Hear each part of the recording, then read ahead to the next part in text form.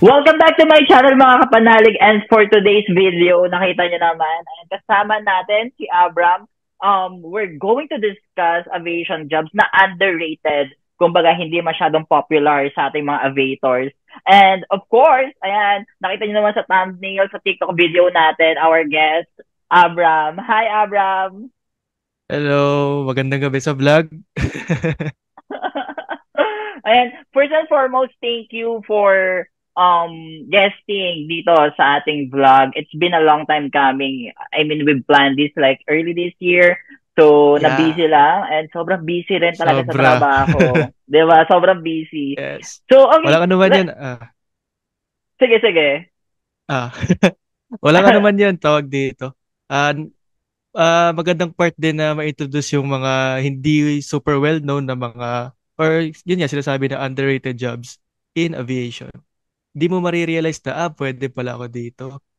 After Unless ka mag-graduate, malalaman natin, no? may mga ganitong job description pala, may mga ganitong workload pala na available sa loob ng aviation industry. Hindi lang siya Wow, puro that's good. mekaniko, hindi Yeah. siya yung puro piloto lang, piloto lang, hindi siya puro pilot, which is very well known sa aviation, di ba? When you say Correct. aviation, di ba, it will always be pilot, let's And say cabin mga crews. flight attendant, yan, cabin Yeah. crew. So the mechanics, 'di ba? Aside doon, actually sobrang dami. So sa series na to, for sure, encounter po ninyo ito. Thanks kay Sir Phil na i-introduce niya. Okay. But thank you for that. Sobrang haba ng introduction. Parang nagte-take Yes. over ka na ng vlog ko. Parang ikaw na yung magiging, magiging Siyempre. partner ko dito sa vlog na to. Parang i-invite na kita na tayo na yung magiging interview. Sobrang ganda ng introduction. So, let's go back to the basic. Can you introduce Yes. yourself to our audience? So yun. Sa mga kapanalig po dyan, good day. Again, I am Abraham Real Faikol, a graduate from PhilSCA, graduate of a Bachelor of Science in Aviation and Electronics Technology. Pero 'di ba, yung job description ko ngayon is airport gate planning or planner. Di naman Yeah. masyado And malayo, pero yeah, under aviation industry pa din siya. before that, I want to tell people rin here na magna cum laude ka, 'di ba? Oh, Congratulations on that. thank you, thank Eh, you. kahit may trauma ako sa cum laude, willing po Oh, ako makipag-usap sa mga magna cum laude. Charot. Charot lang. So ayan. So from AVT and now you're a gate planner, 'di ba? Sa yes. Terminal 3, 'di ba? So let's Yeah, start by specifically Terminal 3.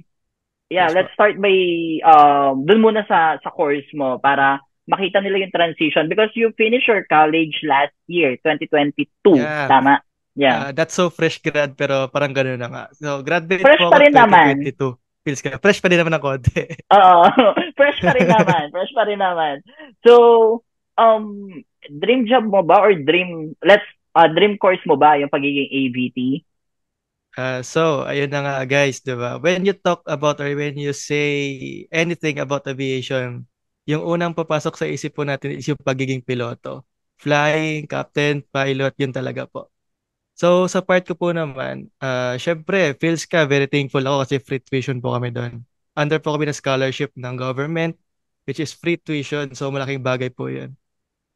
Para po sa akin, I would do anything or do everything para lang makamit yung pangarap ko. So, I guess these things, these specific jobs, course, or studies are one of my stepping stones when before becoming a pilot po. Oh, okay. So, So parang it's your stepping stone to become yeah, one to be I mean to become a pilot. yes, So, nandun pa rin okay. yung dream natin. Pagiging piloto pa Yeah. din. Sabi ko sa'yo eh, tabi mo eh.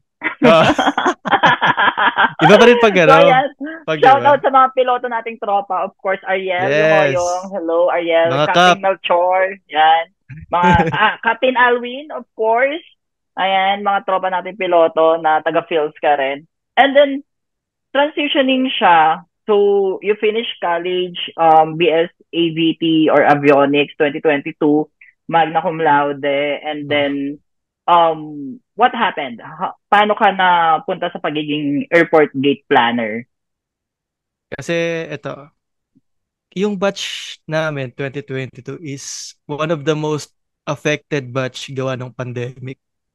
And after po namin graduate, ang hirap makahanap ng mga opening when it comes to avionics job, to mechanic jobs, when it comes to AMS, AMT jobs, sobrang hirap po. Actually, yung mga nag-offer lang po nun is, let's say, Lufthansa Technic, LTP, A plus from Cebu Pacific, and yung mga general aviation. Kasi yun, before I went or got introduced sa gate planning na job, I was once an OJT from a Mm. general aviation company. Yan natin yung company. Syempre, nadaanan ko din yung mga ground operations, yung mga ginagawa sa baba, sa linya na pagiging mekaniko. So, I guess, siguro, isa po tayo sa mga hindi pinalad na mag-continue as a mechanic. Siguro may mga ibang plano din para sa atin. So, yun. After applying to several jobs, thankfully doon natanggap po ako as a gate planner. Now, yung job description po is operations assistant talaga po siya. And thankfully, napadpad po ako sa work ko po ngayon, which is the AICCC, or also known as the Airport Integrated Command and Control Center ng MIA, Manila International Airport Authority. So, yun. Pagandang work siya actually. Madaming experience yung makukuha as in. So, tell us about it. Tell us about kung ano ba yung airport gate planner, ano yung AICCC, MIAA, how are they connected? Give us an overview para maintindihan din ng audience natin kung ano ba yung pagiging gate planner and sino mga kasama mo doon, mga aviation-related graduate ba? How's the process? Ganyan. So, let's expound it siguro para mas maintindihan rin ng mga audience natin. Kasi nga, bago to eh. Bago sa pandinig Kasi natin. bago. Kasi, tama ka kasi. When you say na aviation, it's pilot, cabin crew, tapos unsung heroes na sila technician, tayo mga technician and all. Pero outside those circles, wala na. Hindi na natin alam na, ay, may gate planner pala, ay, may traffic controller pala, ay, may ground crew pala, and so on and so forth. So, ayun, parang, can you give us more details sa pagiging planner? Okay, so let's start sa pinakatuktok muna, which is what we call the NAIA or BIA, Manila International Airport na tawag ngayon. So, meron pa tayo different terminals, di ba? The T1, the Terminal 2, the Terminal 3, and the Terminal 4. So, each terminal po niyan is may designated planners po tayo na tinatawag dyan. Yung mga planners po na yun, kami, specifically kami po, under po kami ng BIA, Manila International Airport, by the name itself, authority. So, yun. And by the name itself, airport planner, gate planning, mayroong each terminal ha. So, let's say specifically sa akin, share ko po yung sa part ko as a Terminal 3 gate planning. So, sa amin, let's say we have specific bridges before po tayo makababa or makaakyat ng aeroplano. In Terminal 3, we have like 17 bridges. 1 to 16 po nun, international. 17 to 20 are all domestic. So, hindi po lahat ng eroplano na dumadating doon sa atin, domestic lang or international. So, as a gate planner, isi-simplify ko po lang po yung job description namin para maintindihan ng konti. So, yeah, we have to assign which bay yung aircraft magta-taxi or magpa-park para we have a flawless, di ko na masabing flawless, we can have a fluent or maayos po na traffic, ground traffic for each terminal. So yeah, sa akin, Terminal 3. Sa mga ma'am, sir po natin sa PAGS, Macro, Dinata, Cebu Pacific, AirAsia, yes, ako po yung nakakausap niyo minsan. Magandang araw. Thank you and sorry sa mga nangyayari. Pero syempre, as a person who have passion naman sa aviation industry, as a gate planner, syempre, dapat po talaga namin i-cater each and every aircraft na magpa-park sa Terminal 3. Sa mga early arrival, kailangan naming i-accommodate yun. Kasi before magkaroon po ng operations for this day, yesterday gumagawa na po kami agad ng schedule kung saan po magpa-park yung mga specific airlines. And yun, kailangan naming malaman yung mga restrictions din. Napaka-importante po ng mga restrictions natin sa airport. Siyempre, let's say, example ng restriction is yung aircraft type. So, 101, sa Terminal 3 po ito ha. So, medyo malalim. We have, yung mga, pansin niyo yung mga bay assignments sa tapat po ng Resorts World. We have the 101 to 106. Example lang po namin ng restriction to ha. For that specific restriction, for the base 101 to 106, yung pwedeng aircraft type lang po na mag-park doon is or are A320s, A321, and the Boeing 737 dash. Kahit anong dash, basta 738 po yan, pwede. And yun, example, maliliit lang sa likod. Hindi pwede yung mga A330, A350, 777, 330s, dash so on, so on. Kaya yun. So parang yung mga narrow body, for example, there are certain restrictions na yung narrow body aircraft ay sa harap or may specific base lang rin. Okay. Actually, yung maliliit, pwede sa 101 to 106, which is sa likod, yung mga liliit lang na bay assignments. Pwede din po sila sa harap, 107 to 116. Pwede po yun, pero sa different topic na po yung aerobridge topic na yun. Isang underrated job po talaga yun na sobrang hirap at dapat kailangan po talaga ng training yun. So, isa po yun sa mga underrated jobs. Yung pagiging aerobridge operator. So, next episodes, for sure, may mga ganun din pa tayong maririnig dito. That's good. Ano so, ayun nga. Parang, basically, you're also controlling the traffic. Hindi lang the ground traffic, even the on-air traffic. Kasi, kumbaga, kailangan yung mga bababang eroplano, yung mga maglaland, and meron silang slot kung saan sila, sang bay sila mapupunta. And you do it in advance, like 1 day in advance, yung planning. So, you have the flight plans already, ganyan. Ganun yung ginagawa, no? Even yung paalis, pa-depart. So, kayo rin yung nagsiset nung saang gate mapupunta. That's good. That's very nice to hear. Kasi nga, parang, well, as stressful. As stressful as it may sound, mukhang nag-enjoy ka naman because we've been like talking for quite some time about this job, di ba? Para sabi mo, happy ka naman rin. So, speaking of that, speaking of your job, siguro, what is or what was the hardest struggle na meron ka sa trabahong ito? Okay, so yung sinasabi nating struggle is mga struggle sa aviation lang naman po is yung mga bagay na hindi tayo makontrol. Halos lahat po ng problema sa aviation industry makokontrol natin. Magagawan po ng paraan yan. Yung hindi lang po natin magawa ng paraan is what we call the red lightning alert. Kasi when we say red lightning alert, yan, stop po lahat ng ground operations niyan. Pansin po ninyo yung if ever pasahero po kayo o yung mga ground crew po kayo, pansin niyo yung mga aircraft po is hindi po sila nagpa-park ng bay assignment if meron po tayong red lightning alert na nangyayari.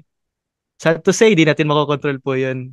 Tamang, yung possible lang na mangyari is we have to wait. We have to wait for the red lightning alert to lift. Pag yellow lightning alert na, pwede na.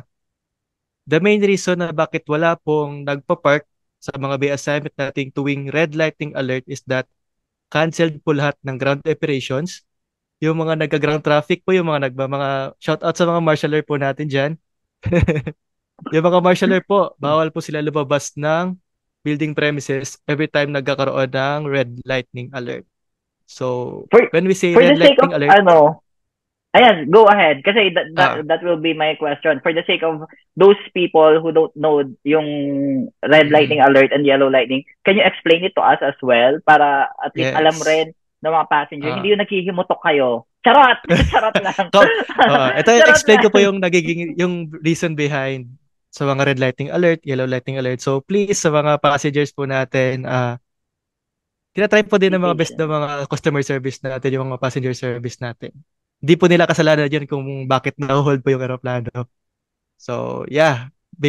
Kung ako personally, di ko kaya yung trabaho nila kasi sobrang hirap, no? You have to face a lot of people every day, different types of people every day. Ma-accommodate lang lahat, di ba? So, Yeah. yan. Back tayo sa topic natin na yellow and red lightning alert. Lightning alert, pangalan pa lang. Lightning. Siyempre, yung lightning doon, by times po talaga na bumabagsak siya sa ground, 'di ba? When we say yellow lightning alert, it is quite dangerous pero it is not that dangerous compared po sa red lightning alert. Yellow lightning alert, yan. Pwede na po kayo mag-park diyan or mag-push back is the other term. We have to park blocks on or park. Yan po yung pag-park, yung pag-push back pag-alis ng aeroplano. So, yeah. Yellow lightning alert, it is a quite dangerous lightning alert pero not that dangerous compared to a red lightning alert Red. one. Mm. Uh, Red so red lightning is lightning full alert, stop, 'di ba? Full stop ng yeah, red lightning alert operation. is full stop of any ground operations. Mm. Bawal na bawal ka magpunta ng mga open areas inside Yes. our airport. Basta sa runway, negative po talaga. Basta may red lightning alert tayo.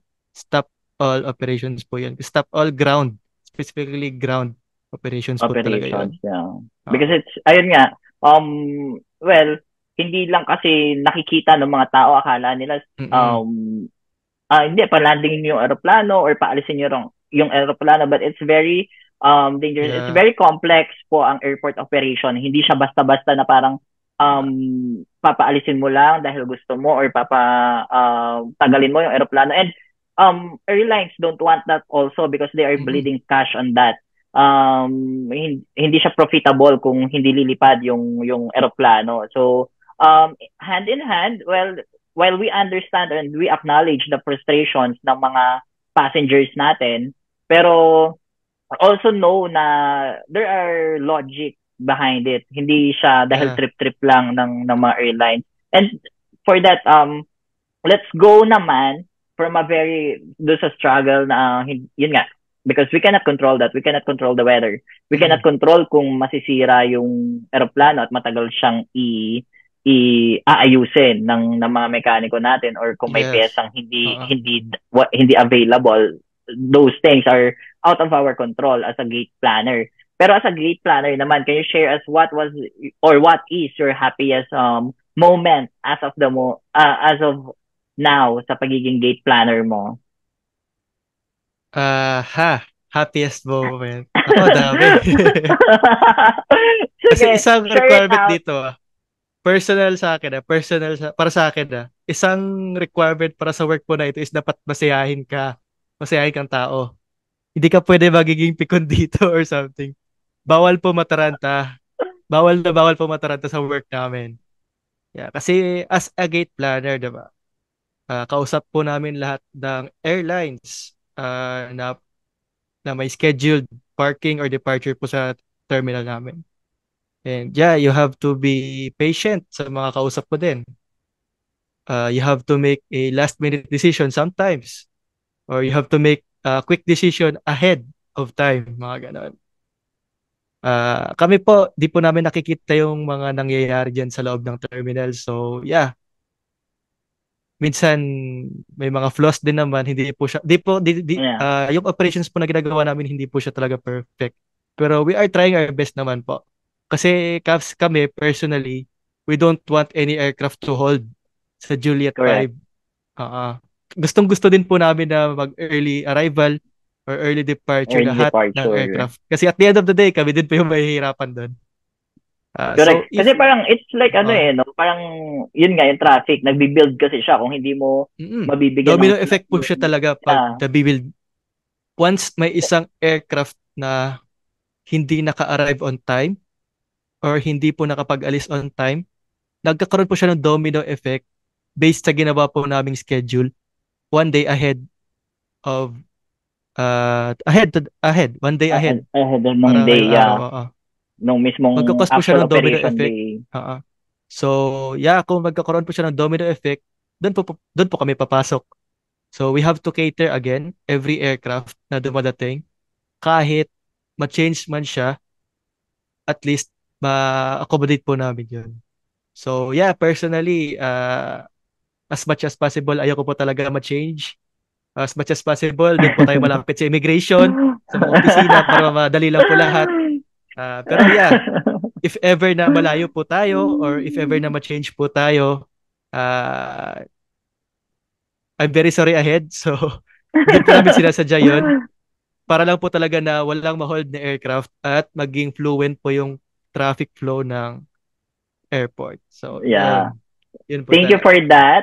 I think the last Yes. flight I flown from Terminal 3 ay from one something to 116. Di ba? So, inilipat kami doon. So, it's really nice to know na after immigration, nandun na yung gate. So, for an Di ba? A320. Di ba lalapit sa mga 114? Ganun, di ba? So, ayan. And then, realizing the job itself na parang AET or Avio and then becoming a gate planner. And of course, congratulations muna pala. Ah, Nakalimutan ko. Congratulations in advance. You passed the TATSI ng CAAP, no? So, yes. hopefully magtuloy-tuloy Thankfully. na Abram. So, from Yes. being gate Airport planner, di plan. ba? Parang yung transition mo no, magiging air traffic controller ka na sa Erica. Oh my Ah, God. Can't be more proud of you, of course. thank you, thank you. Please imagine, di ba It, dati, ground operations, tapos nagiging authority ng ground operations. Tapos next time, air yeah, traffic naman. magiging air operation naman, di Air ba? operations naman So, tayo. so, ayan. So, anong advice mo sa mga gusto rin na mag-gate planner? Any advice, anything you want to say to those people na, makakarinig ng vlog na to, ng audio na to, ng video na to, and they will say, may ganun pala.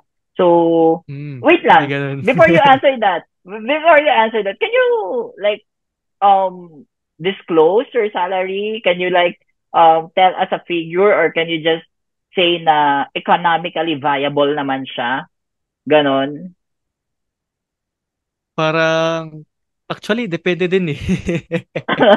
Yung masasabi ko lang, above minimum. Yeah. Above That's minimum good. naman po Oo, kami. at least may OT? Yes. May OT ba dyan?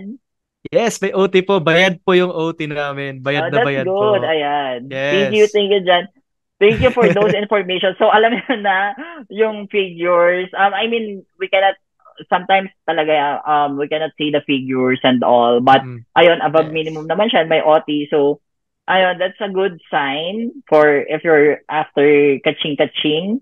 And then, ayun, Mm. what's your advice sa mga gusto rin na mag-gate planner? Ayun. Especially, this is for those people na mga fresh graduate po. Or not so, ay hindi naman fresh grad. Yung mga people lang na naghahanap ng work. You don't have to be an aviation graduate, an aviation industry, an aviation school graduate para makapag-work po as a gate planner. Yung requirement lang po namin is a 4-year grad, computer literate, good communication skills. Hindi po issue sa amin yung good eyesight. Pwede naman po may mga paraan naman Oh, din po para yung mga eye issues, mga gano'n. So again, edge lang po sa mga tao yung pagiging aviation graduate when you apply as a gate planner. Pero not necessarily need maging aviation graduate to become an airport planner po. Meron po doon mga malalayong course. So sa amin may mga criminology pa po kami doon. oh, Oh, yes, may mga tourism students, may mga HR pa. Pero yeah, lakas po lang po talaga ng loob. Dapat buo yung loob mo. May firm decision making ka. Marunong ka mag-multitask. Di. It is not enough na marunong ka mag-multitask. Dapat magaling ka mag-multitask. multitask. Yeah. Magaling ka gumawa ng sarili mong system. Yeah, and dapat ka talaga. Good, very good. Not good lang. Dapat very good listener ka po talaga when you want to become an airport planner because yeah, telepono dito, telepono doon, tawag dito, tawag doon, madami. Oh, plus, And, dapat, ano din, mabilis din yung memory mo, malakas yung memory mo. Yan, mga examples na, yung mga, di naman example, yung mga, di din requirements ha, siguro mga plus points din. Kasi lahat po ng ito, matutunan mo din po as you go along the way. Willing, the most important thing lang po is, willing ka po talaga matuto. Para sa self mo, para sa career mo, and para sa growth mo po talaga. Dapat willing na willing ka po talaga matuto. So, yeah, I guess yun lang yung importante.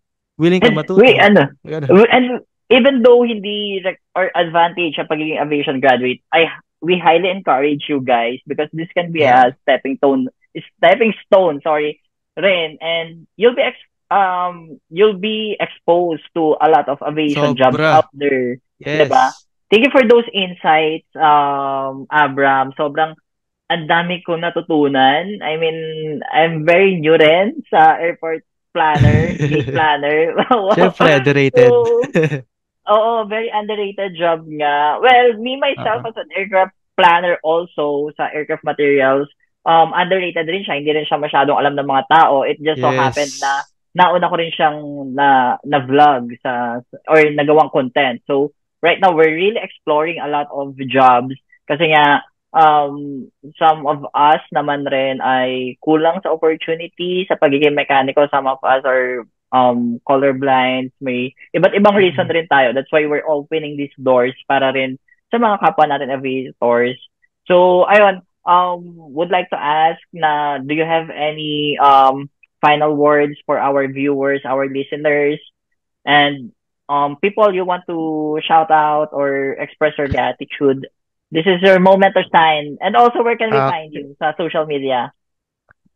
Diyan lang, tabi-tabi. At lagi ko ano yung Okay. pangalan dyan sa baba. Yan lang. So, So, yeah. any final words and then shout out or people you want to say thank you. So, yeah, go ahead. Ano ba? Shout out. Okay. Shout out sa sa shout out ko. Shout out kay Kobe, kay Ayan, Louie, shout tsaka out kay kay Kobe, Rain. kay Louie, kay Rain. Sa mga kadorm ko, shout out sa kanila. Sa mga busy sa work, shout out sa kanila. Sa mga work nyo ngayon dyan, shout out. Sa napanood nyo to. And yeah, ito, sabay ko na lang din yung mga, again, yung mga taga-Pugs, taga-Bactro, ano pa ba, Denata, mga Cebu Pacific, AirAsia, mga OCC, mga tawag doon, yung mga Juliet, at yung term sa kanila, yung mga nagra-radyo sa amin, or tumatawag sa amin na nagtatanong na Bay. Si Bram po ito. Shortcut lang ng Abraham. Yes, hindi po Abraham. Pinipilit nilang Abraham minsan eh. Yun, Bram. Short for Abram lang. So, yeah, sa mga nagbabalak po mag-apply, open po ata kami. Continuous pa rin po ata yung hiring sa amin, non-stop po. I don't know lang kung affected po kami ng ng election ban ata na tinatawag, yung Yeah, pag-stop ng hiring. no Di ko na sure kung processing. Oo. kasama kami, oo. Pero yeah, Yeah. Ayun, after nito thank siguro, you. mm, Mm-mm. Ano yan? siguro magpo-provide din ako ng link kung saan pwede mag-apply para dito. Yung link po na isi-send ko is hindi po siya specified as a gate planner. Yung work description na ipapasok ko po sa inyo or isi-send ko po dito sa link is yung operations assistant. So sana makatulong po 'yun sa mga nagbabalak mag-apply or sa mga gustong mag-experience sa different operations department or job descriptions dito sa aviation industry. Thank Yeah. you for that. Big help for Mm. all of our future aviators, professional aviators. So ayan, thank you again for gracing us for this vlog. I Yes, walang know ano that we man. hope na face to face yung vlog but our schedules talaga ay hindi nagma-match. May mga taong hindi Ah, nagpapakita pag nasa Pilipinas ako. Hindi ko na lang syempre, busy sasabihin kung tayo. sino. Protecting Pasensya the na lang mga busy. sky. Ako po yun, Protecting di the nagpapakita. sky. Yeah. understood naman because you're protecting the sky, you're guarding our airports and all for smooth transactions or smooth flights for each and every one of us rin naman. Yes. So thank you again, Abram, and ayun, so mga kapanalig, this is the first episode of a lot of episodes na naka-line up. And malalaman natin siguro, baka next time kasama na natin si Abram na nag-interview dahil nakita niya naman Yes. parang nagba-vlog takeover na siya. So, maraming salamat again, Abram, and to You're all welcome po. our kapanalig. You can follow me on social media, Happy Phil on YouTube and Facebook. And then at Happy Phil PH sa X, former Twitter. And then Instagram, Happy Phil PH. And then Thread, Happy Phil PH. And of course, TikTok. Guys, i-follow niyo ako sa TikTok, please lang. So, Happy Phil PH. Ayan, maraming salamat ulit. And we'll see you again next time. Bye! Sure, bye-bye. Alright. Nagbe-blade yung kamay. Bye-bye! Bye-bye.